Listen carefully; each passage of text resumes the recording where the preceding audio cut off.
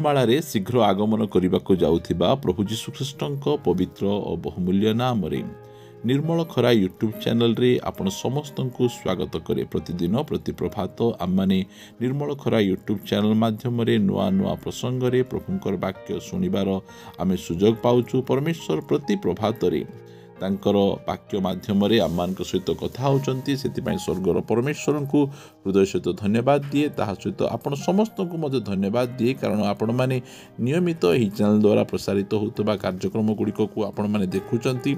आपण केवल देखुचंती ताहा नुहे, लाइक शेयर कमेंट्स गुड़िक द्वारा आम मान को उत्साहित करूचंती, सेतिपई आपण मान को धन्यवाद। आपण मान को लाइक शेयर कमेंट्स गुड़िक आम मान को केते परिमाण रे उत्साहित करूची ताहा आमे ही जानिछु। एही प्रकार निरंतर आपण माने आमान को उत्साहित करुथिबे बोली आमे आपण मान को अनुरोध करूछु। प्रभु आपण समस्त को प्रचुर भाव आशीर्वाद करंतु। आसंतु आजिर प्रसंग निकट को जीवा। आजिर प्रसंगटी ए प्रकार अटे, अनेक सेवकों मृत्यु काहेकि शीघ्र हुए। अनेक सेवकों मृत्यु काहेकि शीघ्र हुए ए विषय रे आमे आलोचना करिबा, कारण आमे बाइबल रे आमे देखुछु बाप्तिजिक जहन से मध्य अल्प बयस रे प्रभु को निमंते शहीद हेले। स्तिफान को देखुछु से मध्य अल्प बयस रे प्रभु को निमंते शहीद हेले। आमे देखुछु जाकुब को हेरोद राजा नहीं से तांको बेक काटी देले, से मध्य प्रभु को निमंते शहीद हेले। मात्र सही प्रेरित 12 अध्याय रे आमे देखुछु पितरों को मध्य हेरोद राजा धरिथिले आउ तांकर मध्य हत्या करिबा पई से चेष्टा करुथिले। मात्र परमेश्वर दूत पठेई आश्चर्य भाव रे पितरों को कारागार उद्धार करुछंती। पितरों को कारागार उद्धार करुछंती, हेरोदों को हस्त उद्धार करुछंती, मात्र जाकुबों को से उद्धार करुनाहांती। काहेकि यह अति स्पष्ट विषय प्रभु आमको कहुअछंती जे जाकुबों कार्य समाप्त होइथिला। जाकुब निमंते परमेश्वर जो कार्य এই पृथ्वी पृष्ठ रखिथिले, तांकर सेवा कार्य पय रखिथिले, से कार्य को जाकुब समाप्त करिथिले। सेथिपई परमेश्वर जाकुबंकु निज निकट को आह्वान कले।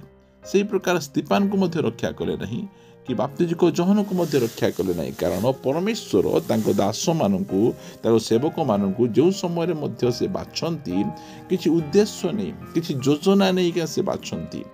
सेथिपई परमेश्वर अनेक सेवक मानकर बयस न होणु तांको से निज निकट को डाकी दियंती। प्रिय माने परमेश्वर आमको किछि उद्देश्य नहीं जगत रे पठेइचंती। प्रभु जीशु ख्रीष्ट से कहउचंती जहन 17 अध्याय रे से कहउचंती 4 पद रे, तुम्हे मते जो कर्म करिबा को देइछ ताहा मु समाप्त करी पृथ्वी रे तुमको महिमान्वित करियछि। प्रिय माने प्रभु जीशु ख्रीष्ट मध्य 33 वर्ष 6 मास रे से ए पृथ्वी छाड़िकिना से गले, से मृत्युवरण कले। कारण जो सेवा कार्य करिबा पई से आसीथिले, परमेश्वरଙ୍କ ठारू जो से सेवक बा सेवार कार्य को से पाइथिले, से सेवा कार्य को से समाप्त करचंती। से समाप्त कला परे से कहउचंती जे मोर सेवार कार्य मु समाप्त होई अछि। पाउलो मध्य कहउचंती 2 तिमोथी 4 अध्याय 6 पदरु, कारण एबे हे मोहर प्राण आहुति परि ढला जाउअछि, मोहर महाप्रयाणर समय उपस्थित, मो उत्तम युद्धरे प्राणपण करी निरूपित पथर शेष पर्यंत दौड़ुअछि, मो विश्वास रक्षा करिअछि। प्रिय माने पाउल मध्य जानिथिले जे केउ कार्य निमंते परमेश्वर तांको डाकिथिले, आउ सही कार्य जो समय रे पाउलंकर मध्य समाप्त होईछि, परमेश्वर पाउलंको मध्य निज निकट को डाकिले। प्रिय माने प्रभु तांकर सेवक मानकु एही धरा पृष्ठ रे विशेष उद्देश्य आउ योजना नहीं से आह्वान करिथांती। आउ जो समय रे तांकर से कमिशनटा तांकर से कार्यटा समाप्त हो जाए, से समय रे परमेश्वर अपना दास मानकु अपना निकट को से डाकी दियंती। सेतिपई आमे एही धरा पृष्ठ रे अन्य मानक परी आमे गोटे मन इच्छा जीवन यापन करूना। प्रत्येक ख्रिस्टियन विश्वासी मानक पई परमेश्वर किसी से कार्य निर्धारण करिसंती। आउ जो समय रे से कार्य समाप्त हुए, से अपना लोक मानकु अपना निकट को डाकी नियंती। आ द्वितीय विषय आपण को निकट रखिबा पई चाहे, कारण बाइबल आम ए प्रकार कहे, यशाया 57 अध्याय 1 पदरु, धार्मिक लोक विनष्ट हेउअछि ଓ ସେ ବିଷୟରେ କେହି ମନୋଯୋଗ କରୁନାହିଁ। ପୁଣି ଭକ୍ତ ଲୋକମାନେ ନିଆଯାଉଅଛନ୍ତି, ଧାର୍ମିକମାନେ ଯେ ଆସନ୍ତା ବିପଦରୁ ନିଆଯାଉଅଛନ୍ତି। ପ୍ରିୟମାନେ, ଏହି ସ୍ଥାନରେ ଏତେ ସ୍ପଷ୍ଟ ଭାବରେ ବାଇବଲ ଆମମାନଙ୍କୁ କହୁଛି ଯେ ପରମେଶ୍ୱର ଧାର୍ମିକ ଲୋକମାନଙ୍କୁ ଏହି ଜଗତରୁ ସେ ନେଉଛନ୍ତି, ଭକ୍ତ ଲୋକମାନଙ୍କୁ ଏହି ଜଗତରୁ ସେ ନେଉଛନ୍ତି। କାହିଁକି ନେଉଛନ୍ତି? କାରଣ ଆସନ୍ତା ବିପଦ, ଯେଉଁ ପ୍ରକାର ବିପଦ ଗୁଡ଼ିକ ଏହି ଜଗତ ଉପରେ ମାଡ଼ି ଆସୁଛି, ଆଉ ସେହି ବିପଦକୁ ଦେଖି ପରମେଶ୍ୱର ତାଙ୍କ ଲୋକମାନଙ୍କୁ ସେ ନିଜ ନିକଟକୁ ଡାକି ନେଉଛନ୍ତି। 2 ପଦ ଲେଖାଗଲା, ସେ ଶାନ୍ତିରେ ପ୍ରବେଶ କରେ। ସରଳ ପଥଗାମୀମାନେ ପ୍ରତ୍ୟେକ ଆପଣା ଆପଣା ଶଯ୍ୟାରେ ବିଶ୍ରାମ କରନ୍ତି। ପରମେଶ୍ୱର ଏହି ଜଗତରୁ, ଏହି ଅଶାନ୍ତି ଜଗତରୁ ସେମାନଙ୍କୁ ସେ ନେଇ ସେ ତାଙ୍କୁ ଶାନ୍ତିରେ ଆଉ ବିଶ୍ରାମରେ ସେ ପ୍ରବେଶ କରାନ୍ତି। କାରଣ ଜଗତ ଉପରେ ଯେଉଁ ପ୍ରକାର ବିଷୟ ଗୁଡ଼ିକ ଘଟିବା ପାଇଁ ଯାଉଛି, ସେହି ସବୁ ବିଷୟରୁ ସେ ଆପଣା ଧାର୍ମିକ ଲୋକମାନଙ୍କୁ ଉଦ୍ଧାର କରିବା ପାଇଁ ସେ ସେମାନଙ୍କୁ ନେଉଛନ୍ତି। ସେଥିପାଇଁ ଯଦି କୌଣସି ପ୍ରଭୁଙ୍କ ଦାସ ସେ ପ୍ରଭୁଙ୍କ କୋଳକୁ ସେ ଚାଲିଯାଆନ୍ତି, କାହିଁକି ଚାଲିଯାଆନ୍ତି?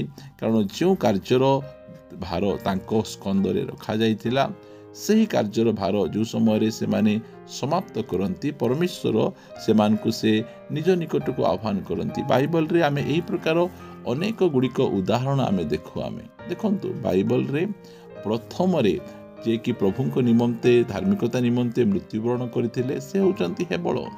ହେବଳ ଗୋଟିଏ ଥର ବଳି ଉତ୍ସର୍ଗ କଲେ, ପରମେଶ୍ୱର ତାଙ୍କର ବଳିକୁ ଗ୍ରହଣ କଲେ।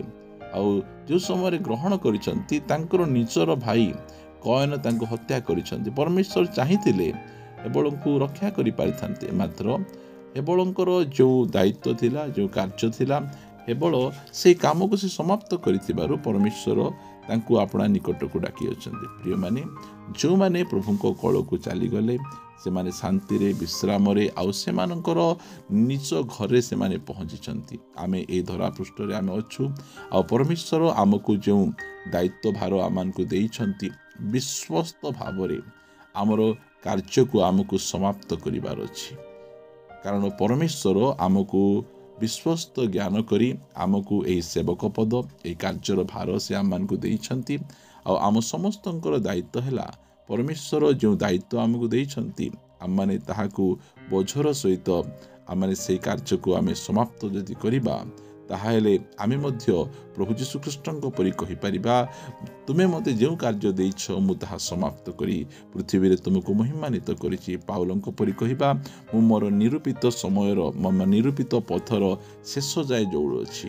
ପ୍ରଭୁଙ୍କ ଦାସମାନେ ସେମାନେ ତାଙ୍କ କାର୍ଯ୍ୟର ସମାପ୍ତ କରି ସେମାନେ ପ୍ରଭୁଙ୍କ ବିଶ୍ରାମରେ ଅଛନ୍ତି। ପ୍ରିୟମାନେ, ଆଉ ଆଜି ପ୍ରଭୁଙ୍କର ଦାସ ଆଚାର୍ଯ୍ୟ କିଶୋର ଚନ୍ଦ୍ର ଦିଗାଲଙ୍କର ଆଜି ତାଙ୍କର ଫ୍ୟୁନେରାଲ ସର୍ଭିସ୍ ରହିଛି। ଆପଣମାନେ ପ୍ରାର୍ଥନା କରନ୍ତୁ ଯେ ପ୍ରକାର ଭାବରେ ତାଙ୍କର ଫ୍ୟୁନେରାଲ ସର୍ଭିସଟା ଭଲ ହେବ, ଆଉ ଦୁଃଖିତ ପରିବାର ସେମାନେ ଶାନ୍ତି ସାନ୍ତ୍ୱନା ପାଇପାରିବେ, ଆଉ ତାଙ୍କ ଯେଉଁ ଦୁଃଖ ଅଛି, ସେ ଯେଉଁ ଶୂନ୍ୟ ସ୍ଥାନ ଅଛି, ପରମେଶ୍ୱର ସେ ଶୂନ୍ୟ ସ୍ଥାନକୁ ମଧ୍ୟ ସେ ପୂରଣ କରିବେ। ଆସନ୍ତୁ ଆମେ ପଦେ ପ୍ରାର୍ଥନା କରିବା। ମଙ୍ଗଳମୟ ପିତା, ମୁଁ ତୁମକୁ ଧନ୍ୟବାଦ ଦେଉଛି ଯେ ତୁମେ ଦୟାକରି ଅନୁଗ୍ରହ କରି ଆମମାନଙ୍କୁ ଜୀବିତମାନଙ୍କ ମଧ୍ୟରେ ନାମସ୍ଥାନ ଦେଇଛ। ଆଉ ପ୍ରଭୁ, ଆସନ୍ତା ବିପଦରୁ ତୁମେ ତୁମ ଧାର୍ମିକ ଲୋକମାନଙ୍କୁ ନେଉଛ, ଆଉ ଯେଉଁମାନଙ୍କର କାର୍ଯ୍ୟ ଏ ଧରାପୃଷ୍ଠରେ ସମାପ୍ତ ହେଉଛି, ସେମାନଙ୍କୁ ତୁମେ ଆପଣା କୋଳକୁ ତୁମେ ନେଇଯାଉଛ। ତୁମ ଦାସଙ୍କର କାର୍ଯ୍ୟ ସମାପ୍ତ ହେଲା, ଆଉ ତାହାଙ୍କୁ ତୁମେ ଆପଣା ନିକଟକୁ ଆହ୍ୱାନ କରିଛ। ମୁଁ ତୁମକୁ ଧନ୍ୟବାଦ ଦେଉଛି। ତାଙ୍କ ବିୟୋଗରେ ଭାଙ୍ଗି ପଡ଼ିଥିବା ପରିବାର, ତାଙ୍କର ସହଧରଣୀ, ତାଙ୍କର କୋଳରେ ଦେଇଥିବା ପୁଅ ଝିଅ, ତାଙ୍କୁ ତୁମ ଚରଣ ତଳେ ଦେଉଅଛି। ସ୍ୱାମୀଙ୍କ ବିୟୋଗରେ, ବାପାଙ୍କ ବିୟୋଗରେ ସେମାନେ ଦୁଃଖରେ ଅଛନ୍ତି। ପ୍ରଭୁ, ତୁମେ ତାଙ୍କୁ ସମ୍ଭାଳ। ଆଉ ପ୍ରଭୁ, ଯେଉଁ ଶୂନ୍ୟ ସ୍ଥାନ ତାଙ୍କ ଜୀବନରେ ସ୍ୱାମୀଙ୍କ ବିୟୋଗରେ ଆଉ ବାପାଙ୍କ ବିୟୋଗରେ ହେଇଛି, ତାହା ତୁମେ ହିଁ ପୂର୍ଣ୍ଣ କରିପାରିବ। ଦୟାକରି ତୁମେ ପୂର୍ଣ୍ଣ କରି ତୁମେ ଗୌରବ ପାଅ। ପ୍ରଭୁ, କାଲିର ଫ୍ୟୁନେରାଲ ସର୍ଭିସରେ ତୁମେ ଆଶୀର୍ବାଦ କର। ଆଉ ପ୍ରଭୁ, ତାହା ଯେ ପ୍ରକାର ତୁମର ଗୌରବ ନିମନ୍ତେ ହେବ, ଦୟାକରି ତୁମେ ସାହାଯ୍ୟ କର। ଯେଉଁମାନେ ସେହି ଫ୍ୟୁନେରାଲ ସର୍ଭିସରେ ଯୋଗଦାନ କରିବା ପାଇଁ ଯିବେ, ସମସ୍ତେ ଯେ ପ୍ରକାର ଆଶୀର୍ବାଦ ପ୍ରାପ୍ତ ହୋଇପାରିବେ, ତୁମେ ଅନୁଗ୍ରହ ପ୍ରଦାନ କର। ଧନ୍ୟବାଦ ପ୍ରଭୁ, ପ୍ରାର୍ଥନା ଶୁଣିଛ। ପ୍ରାର୍ଥନା ପ୍ରିୟ ପ୍ରଭୁ ଯୀଶୁଙ୍କ ନାମରେ ମାଗୁଅଛୁ, amen amen. Praise the lord. प्रभु आम समस्त को प्रचुर भाव आशीर्वाद करंतु। प्रभु जदि अनुग्रह करती आसंता अध्याय परस्पर सहित पुनर्बार आम साक्षात करवा रहिबा। समस्त को नमस्कार। Praise the Lord. God bless you.